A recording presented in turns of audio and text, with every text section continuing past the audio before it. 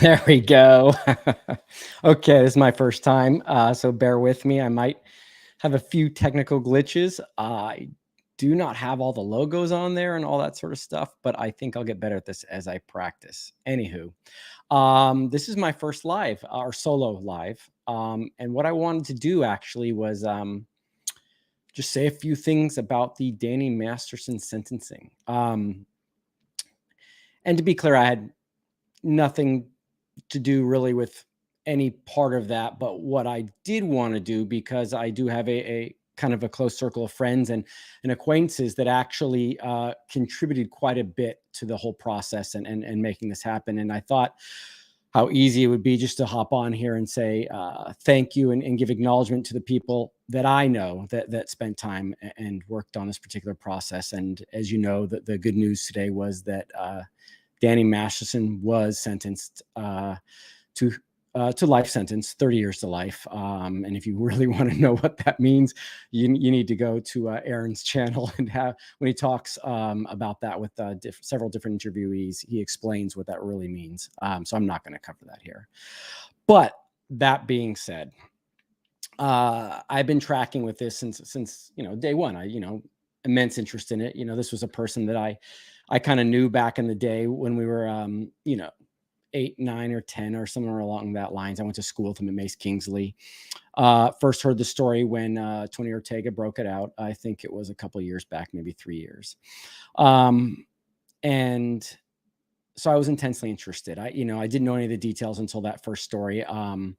And once the details started coming out about how the different victims were treated and what was done to silence them and these sort of things, it began to, become apparent to me, not being on the legal end of Scientology, how dastardly and how vicious their treatment can be of different people.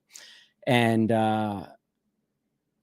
it was actually quite surprising. And the fair game that occurred on all the people that contributed to that, and the various slander and sites was atrocious behavior that shouldn't happen, especially when there was a number of people that were just wanting to see justice done on this individual who had and I don't know what words I can use or not, but had severely mistreated in this particular case 3 women, but as we know now, it's apparently a lot more.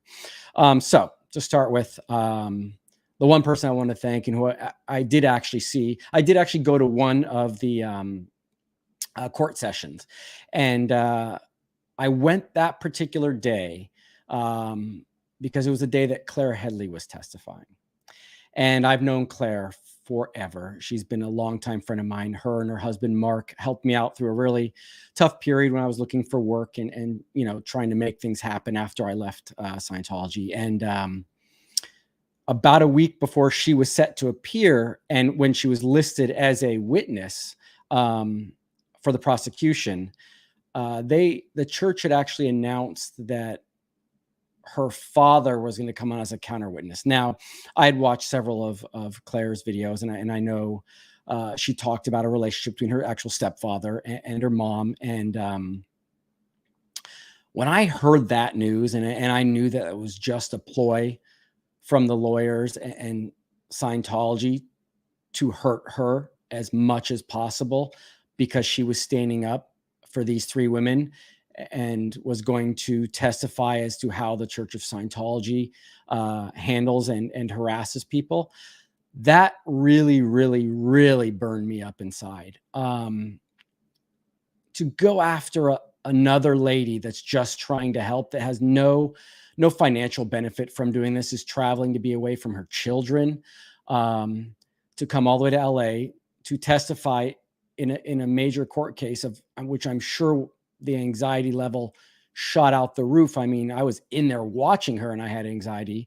And she did such a fantastic job. She did so well. She was well-spoken, completely truthful. And I think she lent a lot to that and helped with the conviction by the job she did on the stand. So that'd be the first person, and the person I'm probably closest to, that I think needs acknowledgement for doing what she did to help.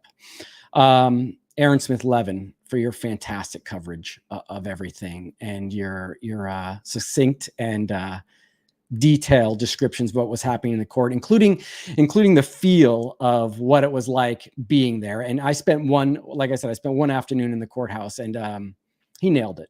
He really nailed it on what it feels like to be in there. Not an enjoyable place. Hearing the testimony probably was horrific just by nature. So sticking it out in there and making sure that everyone out here got the news, that was fantastic. Thank you, Aaron. Leah Remini.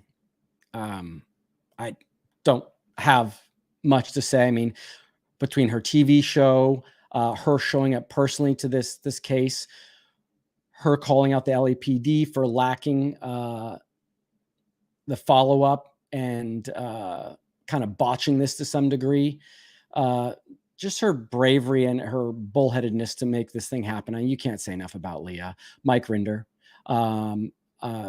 I'm sure, I don't know everything he did, but I'm sure he was in the background helping out and making sure that the DA's office, was pointed in the right direction and doing everything like that. And of course, the DA's office for doing that job. I'm sure I've left out people. Those are the people that are closest to me. And those are the people I just want to say thank you to for doing that, because not only is it a step in the direction of holding Scientology to task for what they've been doing for years, 50 plus years. It was also correct in that justice was served on someone that had done abominable things to these ladies and many more. And that's just a good thing. So I'm going to end my first live stream with that, just saying thank you to those people. And if you had something to do with it, and I didn't mention you because I don't know who you are, thank you for whatever you did. It will be appreciated and is appreciated. So thank you so much. Have a great evening, and I'll see you guys sometime soon.